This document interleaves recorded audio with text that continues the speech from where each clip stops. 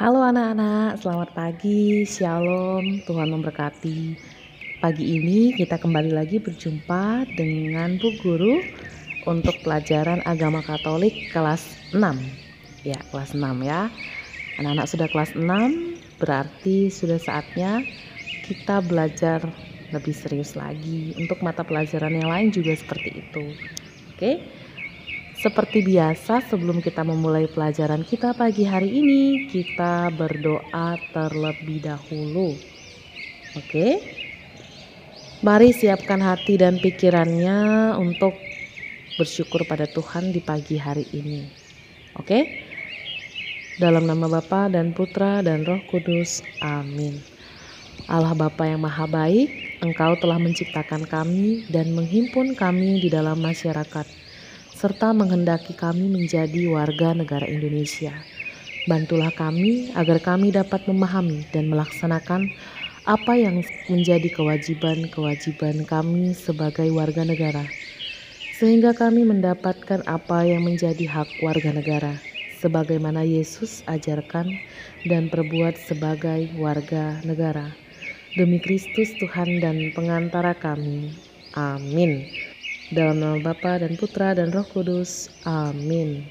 Oke, terima kasih anak-anak. Nah, sekarang kita lanjutkan kembali.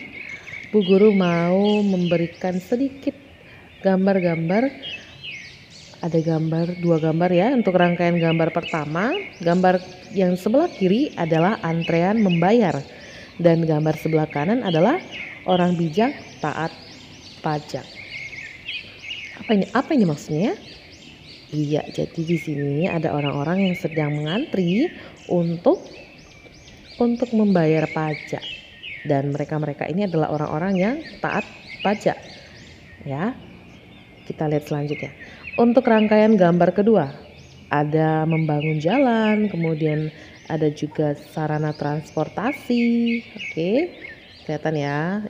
Jadi begini cara orang-orang membuat sarana transportasi atau jalan raya ya.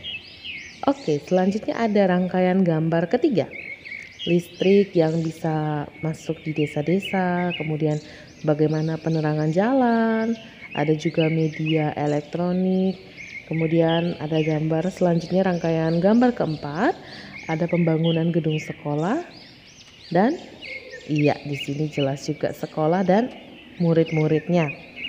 Tuh, coba kita lihat semua ini. Nah, sudah kelihatan ya gambar-gambar yang sudah Bu Guru tampilkan. Nah, selanjutnya coba kita lihat beberapa pertanyaan. Ini tapi bukan latihan anak-anak, ini cuma sebagai bahan permenungan ya, dari apa yang Bu Guru ceritakan hari ini. Jadi pasti anak-anak sudah tahu kalau manusia itu adalah makhluk sosial.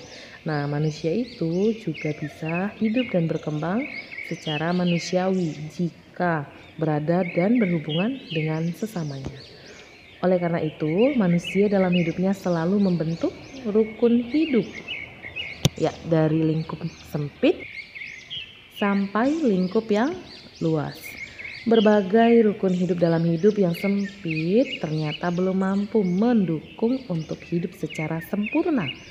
Oleh karena itu, manusia sampai membentuk rukun hidup yang bernama negara. Ya, sebagaimana sosialitas manusia merupakan kenyataan hakiki, demikian juga negara merupakan kenyataan yang dikehendaki Allah. Setiap negara didirikan dengan tujuan tertentu.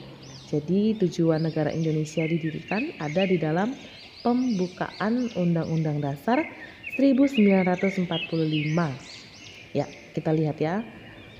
Tujuannya itu adalah melindungi segenap bangsa Indonesia dan seluruh tumpah darah Indonesia, dan untuk memajukan kesejahteraan umum, mencerdaskan kehidupan bangsa, dan ikut melaksanakan ketertiban dunia yang berdasarkan kemerdekaan, perdamaian abadi, dan keadilan sosial. Maka disusunlah kemerdekaan kebangsaan Indonesia itu dalam suatu Undang-Undang Dasar Negara Indonesia yang terbentuk dalam susunan Negara Republik Indonesia yang berkedaulatan rakyat. Oke, nah itu sudah Bu Guru sebutkan tujuannya, lumayan panjang ya. Nah, tujuan negara Indonesia ini selanjutnya dirincikan lagi atau dijelaskan lebih jelas lagi pada pasal dan ayat dalam batang tubuh Undang-Undang Dasar 1945, yaitu pada pasal 27 sampai 34. Oke. Negara itu bisa terlaksana dan terselenggara pasti karena partisipasi para warga, ya kan? Nah, partisipasi warga inilah kalau diatur dalam bentuk kewajiban sebagai warga negara.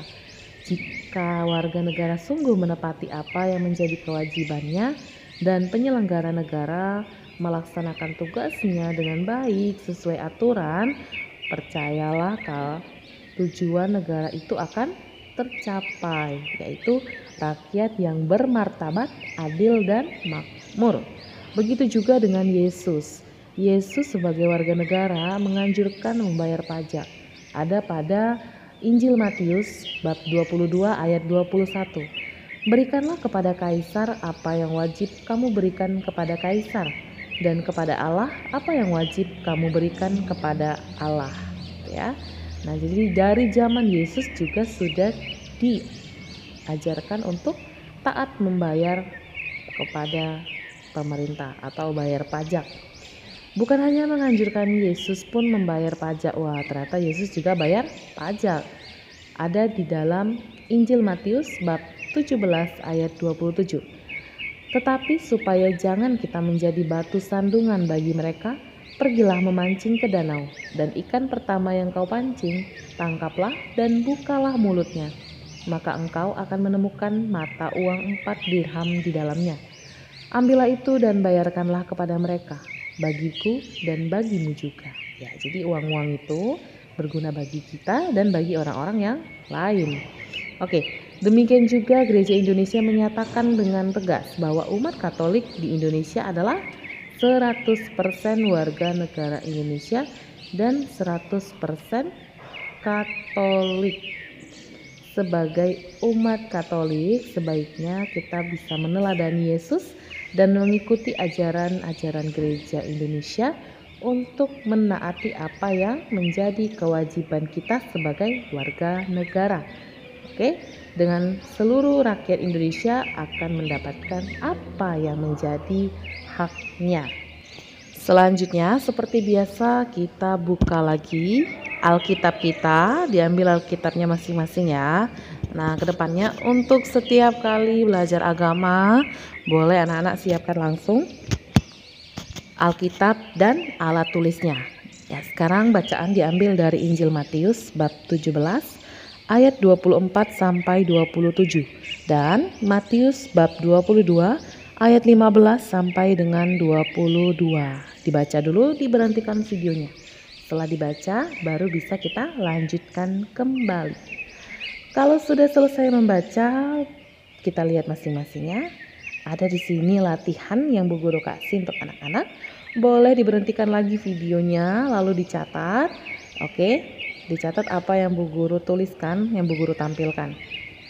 Supaya nanti kalian bisa tahu apa tugas hari ini. Oke? Kalau sudah selesai catat, kita lanjutkan lagi. Ini adalah rangkuman berdasarkan ayat kitab suci yang telah anak-anak baca tadi. Ya, Yesus lahir dari ibu dan bapak orang Yahudi. Ia tinggal di tanah Yahudi, maka Yesus adalah warga Yahudi. Orang-orang Yahudi pada waktu itu berada dalam penjajahan kekaisaran Romawi dan kerajaan Idumea yang rajanya bernama Herodes, yang mendapat mandat dari Romawi. Sebagaimana kekaisaran atau kerajaan yang lain, kekaisaran Romawi dan kerajaan Idumea pun memiliki aturan yang mengikat seluruh warganya.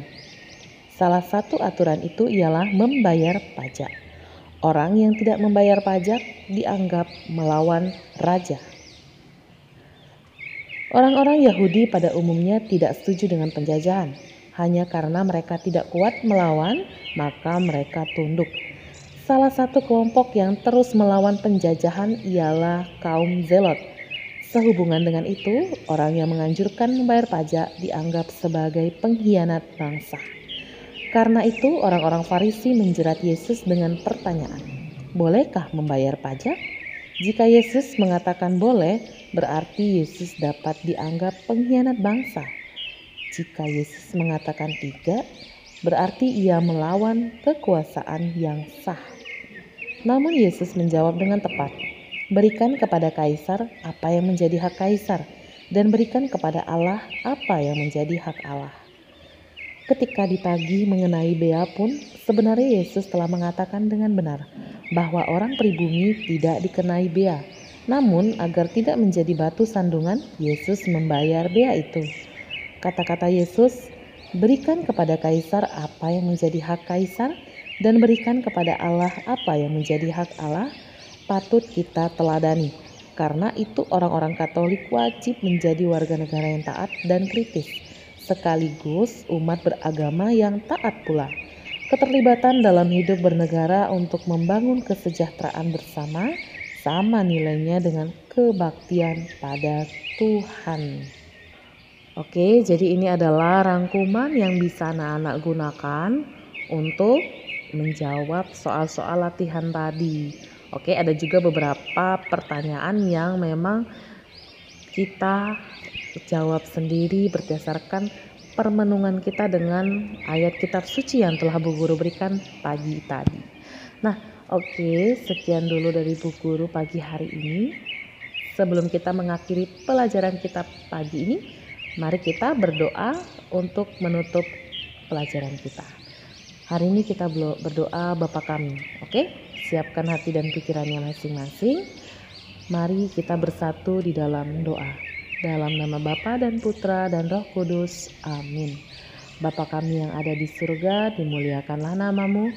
Datanglah kerajaan-Mu, jadilah kehendak-Mu di atas bumi seperti di dalam surga. Berilah kami rezeki pada hari ini dan ampunilah kesalahan kami, seperti kami pun mengampuni yang bersalah kepada kami. Dan janganlah masukkan kami ke dalam pencobaan, tetapi bebaskanlah kami dari yang jahat. Amin. Dalam nama Bapa dan Putra dan Roh Kudus. Amin. Oke, sekian dulu pelajaran dari Bu Guru pagi hari ini. Semoga apa yang kita pelajari hari ini berkenan di hati anak-anak sekalian dan bisa menjadi bekal dalam melakukan kegiatan sehari-hari. Oke, salam sehat, salam DigiTM.